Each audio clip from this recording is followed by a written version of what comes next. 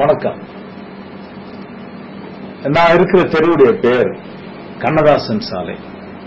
அதாவது கவிஞர் கண்ணதாசன் என்கின்ற என்னுடைய தந்தையுடைய பேரிலே அமைந்திருக்கின்ற சாலை இது.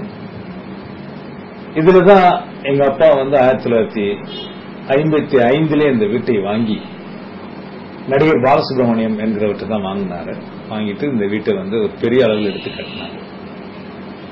தியாகராய நகர்ல ஏறத்தாழ 50 வருடங்களாக நாங்கள் இருந்து வருகிறோம். என்னை பொறுத்தவரையில் நான் சட்டக்கல்லூரியில் படிச்சுட்டேன். ஏன்னா எங்க வீட்லயே நான் தான் மூத்த பையன். எங்க அப்பாவுக்கு மொத்தம் 14 குழந்தைகள். எனக்கு 2 அம்மா, என்னுடைய தாயார், என்னுடைய பெரிய தாயார். எல்லாரும் நாங்க ஒன்னாதான் வளர்ந்தோம். இங்க 14 பேரும் ஒரே வீட்டுல தான் வளர்ந்தோம். இதே வீட்டுல தான். எங்களுடைய அப்பா 2 அம்மாவும் எங்களை வளர்த்த விதம் அப்படி ரொம்ப அன்போடு எங்களை வளர்த்தவங்க.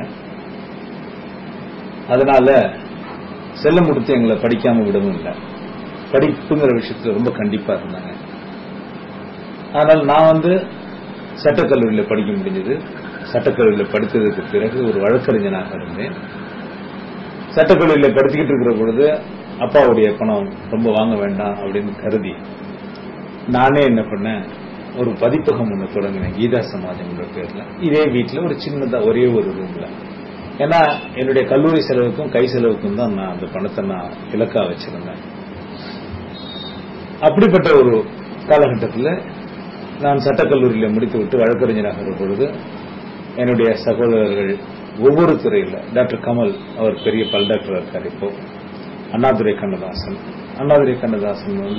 ஒரு பெரிய இயக்குநராக தயாரிப்பாளராக இருக்கிறார். அப்புறம் ஸ்ரீனிவாசன் என்னுடைய இன்னொரு சகோதரர், அவர் இன்ஜினியரா இருக்கிறார். டாக்டர் ராமசாமி அனதர் டாக்டர், இன்னொரு டாக்டரா இருக்காரு. இப்படி எல்லாரும் ஒவ்வொரு வகையில நாங்க துறையில எங்களை பொறுத்தவரையில் எங்களை உயர்த்தி கொண்டிருக்கிறோம். அப்பா தியாகராய நகர் வந்ததுக்கு பிறகு நான் படிச்ச முதல் ஸ்கூல் எதுன்னு கேட்டா நீங்க ஆச்சரியப்படுவீங்க. டி நகர்ல இருக்கிற அந்த பனங்கல் பார்க் பக்கத்துல இந்தியன் பேங்க் பக்கத்துல இருக்கிற கார்பரேஷன் ஸ்கூல்ல தான் நான் முதல்ல ஸ்கூல் அப்படிங்கிற முறையில போய் சேர்ந்தேன். அந்த வகையில என்னுடைய கடைசி தம்பி கொஞ்சம் அதிர்ஷ்டமானவன். அவன் எங்க தியாகராய நகர்ல எங்க வீட்டு பக்கத்துல இருக்க ஸ்ட்ரைன் வேளாங்கண்ணி ஸ்கூல்ல படிச்சான். அதுக்கு முன்னாடி இருக்கிற தம்பிங்க எல்லாம் சென்ட் பீட்ஸ்ல படிச்சாங்க. நானும் என்னுடைய சகோதரர் டாக்டர் கமாலும் என்னுடைய சிஸ்டர் அலமேலும் கார்பரேஷன் ஸ்கூல்ல தான் படிச்சோம். முதல்ல ஒரு 2 வருடத்துக்கு தியாகராய நகர்ல இருக்கிற அந்த கார்பரேஷன் ஸ்கூல்ல படிச்சிருந்தேன். அந்த அனுபவங்கள் மறக்க முடியாது. மற்றபடி எனக்கு பின்னாடி என்னுடைய பேக்ரவுண்ட் நான் கண்ணதாசன் மகன் என்பதே எனக்கு மிகப்பெரிய பேக்ரவுண்ட் நினைக்கிறேன். என்னுடைய பலமும் அதுதான். என்னுடைய மிகப்பெரிய பலம் அதுதான். கவிஞர் கண்ணதாசனுடைய மகனாக இருப்பதுதான் என்னுடைய மிகப்பெரிய பலம். அதுதான் அந்த ஒரு பேர், அந்த ஒரு புகழ் போதும் தான் நான் நினைக்கிறேன். இதனாலதான் என்னுடைய பிள்ளைகளுக்கும் என்னுடைய பேர பிள்ளைகளுக்கும் கூட நான் வச்சிருக்கிற பேர் அவர்கள் பேரோடு கண்ணதாசன் இணைத்து வச்சிருக்கிறேன். என்னுடைய பேர பிள்ளைகளுக்கு பேர் ஆதவ் கண்ணதாசன், ஆதித்யா கண்ணதாசன், இப்படிதான் வச்சிருக்கோம்.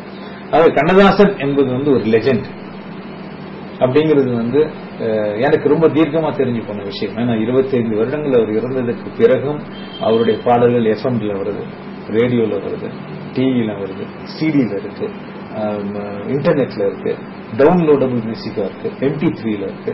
இன்னும் என்ன ஃபார்மேட் வந்தாலும் கண்ணதாசன் அந்த ஃபார்மேட்டை மெயின்டைன் பண்ணுவாரு. கண்ணதாசன் அந்த ஃபார்மேட்ல இருப்பாருன்னு எனக்கு நல்லா தெரியும். காலம்பூராம் கண்ணதாசன். நன்றி, வணக்கம்.